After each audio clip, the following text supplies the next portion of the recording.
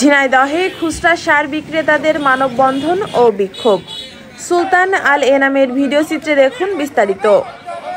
খুচরা সার বিক্রেতাদের বহাল রাখা ও টিও লাইসেন্সের দাবিতে ঝিনাইদহে মানববন্ধন ও বিক্ষোভ কর্মসূচি পালিত হয়েছে। রোববার সকালে হরিণাকুণ্ড উপজেলা মোড়ে এ কর্মসূচির আয়োজন করে খুচরা সার বিক্রেতা অ্যাসোসিয়েশন অব বাংলাদেশ। এতে ব্যানার ফেস্টুন নিয়ে উপজেলার বিভিন্ন এলাকার খুচরা সার বিক্রেতারা অংশ নেয়। কর্মসূচিতে সংগঠনটির সদস্য শামীম আহমেদ চাঁদ, নয়ন হোসেন, মনির হোসেন সহ অন্যান্যরা বক্তব্য রাখেন।